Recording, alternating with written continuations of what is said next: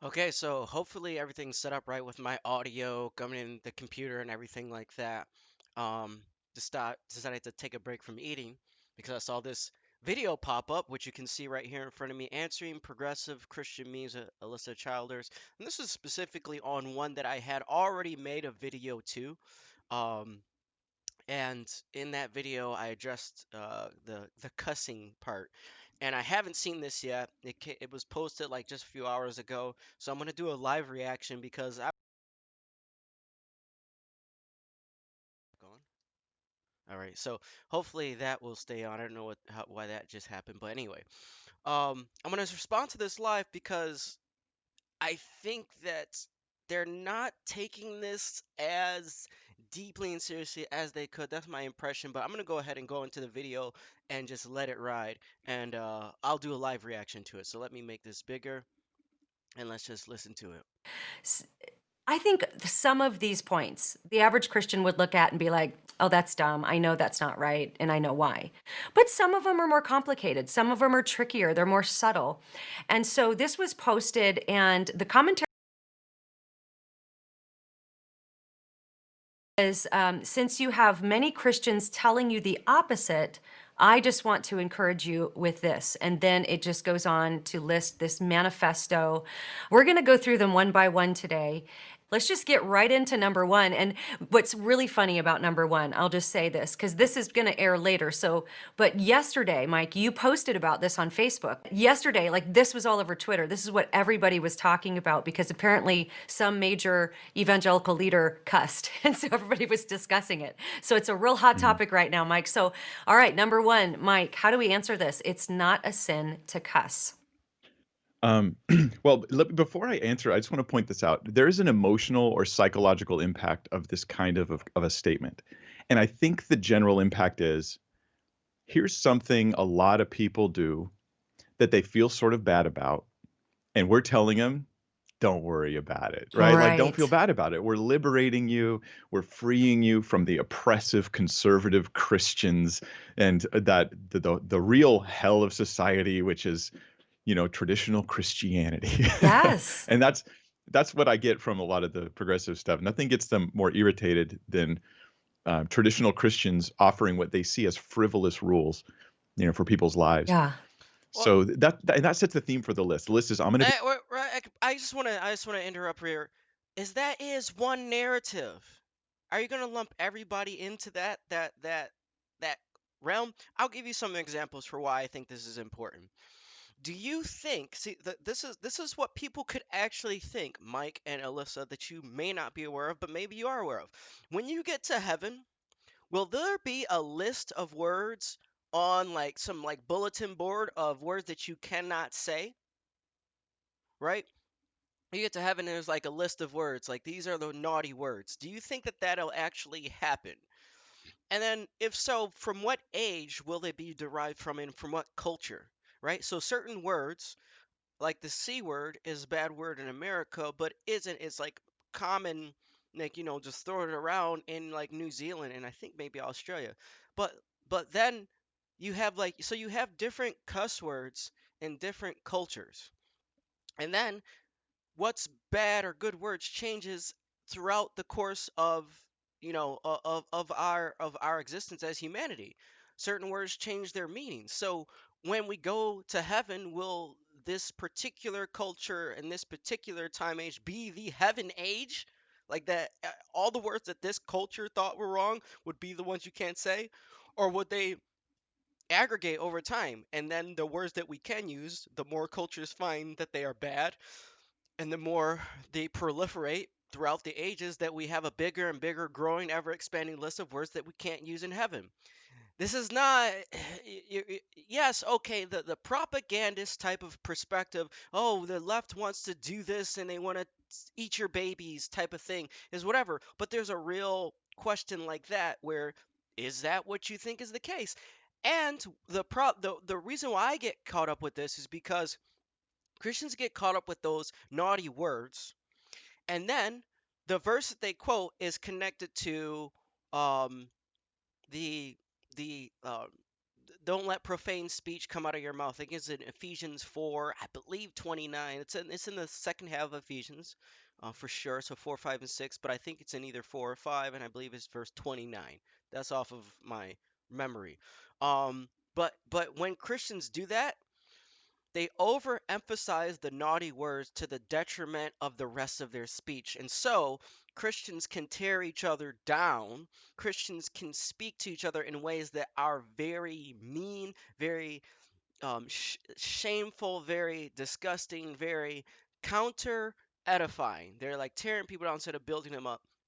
And that's overlooked because, hey, what we agree upon is those naughty words. And those are the real problems concerning this. I don't want to go too much on that, but there are real reasons to actually make this ask this question, and you can't just dismiss them because left people gave the question cooties.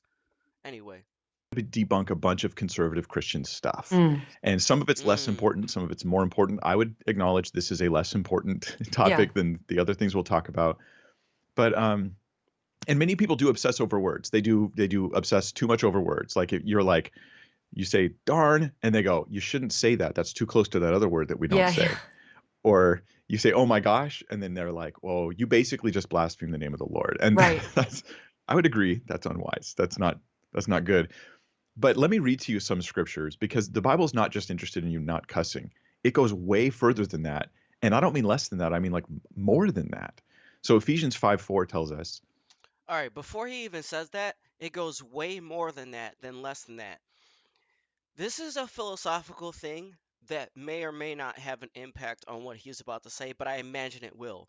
Is that when you listen close to people, you start to pick up on things that they do when they argue in their language, and what he has done is set the question on a continuum where it's either more or less. Now, the question could be in a two axis, like an X and Y, where you don't want to be in this quadrant or that quadrant, or it can be a sphere that emanates from a dot. It can, but the reason why I'm saying that is because any answer you give, he's saying it's either more or less strict based on this verse. And perhaps the verse should not be understood on a continuum presupposition. Um, uh, hopefully that makes sense. But if he does that, I'll address that specifically. But hopefully, like people argue in that way that it's a continuum and it's an assumption rather than argued to, it's argued from. let there be no filthiness or foolish talking, nor crude joking, which are out of place, but instead let there be thanksgiving. So no, not even just foolish talk. Like just foolish talk is ruled out, whatever that is, right? Colossians 3:8 says, you must now put away slander, obscene talk from your mouth. Obscene talk, this really does parallel with cussing. I mean, it just does. Um, Yeah. sorry. It does. Wait, so there you go. So just obscene talk or just crude joking. So in other words, so this is like where I'm saying arguing the the the the continuum. The paradigm is a continuum, and and part of the arbitrariness is that he's saying it's a continuum, more or less strict, and he's saying that cussing is worse than the crude joking. So it's, oh, it's just crude joking, just so he has his own idea of what is more or less. So in other words, since the Bible condemns something that's softer, then obviously the Bible condemns something that's more harsh as far as bad speech. So to him, the cussing is the bad speech, right? And less serious is the crude joking. Hopefully, he argues to that point rather than from that point because you're taking those assumptions in, and those are where the valid objections lie. People Does. who don't Yeah. like that. The question here isn't whether you like cussing or not. The question is whether on following Christ, it's consistent to have that kind of language in my mouth, at least. Why does somebody always call me while I am doing a video? What is going on? Why? What is this going on? Oh, I'm gonna see who. I wonder who it is. Like this, people always call me during a video. Anyway, Casually, which I think is what this is getting at. let me go back. Whether you like cussing or not, the question is whether on following Christ, it's consistent to have that kind of language in my mouth, at least casually, which I think is what this is getting at. James 3 tells us that the tongue is a fire and that controlling my words that that is like a sample of controlling the whole man. Mm. And then I realized, wow, measuring every word that comes out of my mouth is just a great piece of self-control in honoring Yeah. Christ. And Jesus put it this way. He says, I tell you, on the day of judgment, people will give account for every careless word they speak. Wow. So so I do think that cussing probably is in that category. I think in our, and it depends on societies. In our society, we have a certain class of words. Some are debatable, but some are clear. These words are clearly foul language, Mm-hmm. and that you don't want that in the mouth of a Christian. Okay, see, this is he's vacillating between something that I would call a virtual of the um of I usually say the throat, mouth, guttural, which would be temperance, right? Self-control. You don't want to lose your temper. You want to have temper is like music. It's like you want to be in tune. You don't want to be like clashing, like that type of like making noise. You want to have like your life be like melodic, in tune, not unbalanced, and things like that. It's kind of like an art, a skill that you learn, which I don't even know if these guys have ever done this, but it isn't taught that much within Christianity. But perhaps we teach the virtue of temperance and not temperance. Temperance is even today connected to um, not drinking alcohol, when temperance is being even tempered, you could say. It's not just, oh, don't be drunk, and that's a problem, right? Because we're not teaching temperance as a virtue of the cardinal virtues. I don't know if Mike Winger or Alyssa Childs have ever taught the cardinal virtues, which are one of the four is temperance, and that's the way I'm trying to explain it here. And that's what he's kind of promoting. The virtue we should, as Christians, attempt to cultivate the virtue of temperance. And I agree. But equating that with a simplistic notion of don't say these words and these words you can say is the first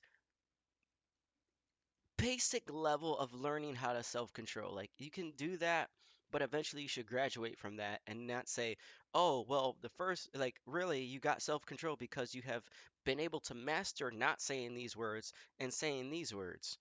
Um And much of this isn't really so some of this stuff comes up when you stub your toe. And that's like it really to me it doesn't matter if you stub your toe and you say a cuss word. But it may matter if you're in a scuffle or why a argument with your wife or girlfriend or your kids and then you say something that you know is going to scar them. Now that could be a cuss word or it could not be a cuss word. But that's the irrelevant part because it's connected to self-control. That's where I think Mike Winger is correct. He's on the right path. Is that this is a aspect of mastering the discipline of self-control or specifically temperance, but then he just allows it to be diluted and minimized and cheapened into this naughty word list versus good word list, which is ridiculous and childish and it's it's vapid. It's so empty and like I don't know. That's what and I'm giving you this because I want you to have the progressive argument that is not simply this I want to destroy Christian values type of thing. This is a real deal, and you have to answer this if you want people to take your answers seriously because there are genuine people out there who believe this way. There are genuine people who have these holdups with it. Some try to use the scripture and they go, well, the Bible has cussing when Paul says that he counts it all rubbish. Yeah. No, like Yeah. I'm sorry, he uses a strong word there, and it basically means feces, right? It does mean poop, and it is meant to invoke your reaction to that idea, but it wouldn't be a parallel to modern cuss language or Right. curse. Here's a question that I have seriously. It wouldn't be a parallel to modern cuss words. What at that time in history and in that culture would be a parallel to modern cuss words? Because you can just say that whatever happens in the Bible isn't that. But what would? See, this is where you get past the whole no true Scotsman's fallacy, throwing out stuff in a kangaroo court, not really taking stuff seriously, and get into really the hard questions. You're dismissing it as, oh, this isn't on the list of bad words in that culture. But then what are? Why don't we discuss that? And then we can have a debate on why you choose to have certain words be on the list and other words not on the list. But it's superficially addressed. And actually, I'll let it go. Let's go here. Right. language. It's just not a parallel. So I've actually looked, and this is why I posted on social media. I was like, someone give me a case. I want to see Yeah. the case for cussing on scripture, and it's not there. Yeah. I might do a longer video on this topic one day because I find it interesting. I hopefully you do a longer video and address some of the people share this, comment it, like help the algorithm or whatever. Just get this to Mike Winger and have him actually address these things, because I think that they're valid arguments. Um, and it's interesting because would he? So like, let's say you're in a court case. I don't know. I just thought of this. Let's say you're in a court case and somebody is testifying and they're saying what somebody else said. Do you think it's invalid for a Christian to actually say the words? Let's say they said, "Get the f out of here," and then it's the actual f word. I guess I should I say it? I don't know if how that works with monetization. But anyway, once I figure out monetization, I will decide whether I'm going to do that. But let's say someone says it, and then you say it as a Christian. Are you not allowed to say it? Is that a lack of self-control? Like by you saying that word, you go like, well, and then he said, "Get the f out of my house." But if you actually say the word, is that a lack of self-control? Is that being intemperate? So that's where I'm like, you gotta actually understand the virtue of temperance itself beyond a superficial level, and then address the cuss word thing because this is being addressed very superficially. Hopefully, you have something else to add here. If not, we'll see. And it might be helpful to people. Yeah. But I would say my short answer is biblically, I'm called to so much more than not cussing. I'm not called to just not do that. I'm You're called to so much more if it's in a continuum and you have ordered the continuum correctly. That the crude joking is not as bad as cussing, and if the Bible goes against crude cussing, then obviously it's against crude joking. Then obviously it's against cussing. You've assumed those. You've assumed that it's a continuum of bad to worse, which it may not be able to be delineated in such a simplistic fashion. It might be two axes, and we can have a discussion on what those axes might be.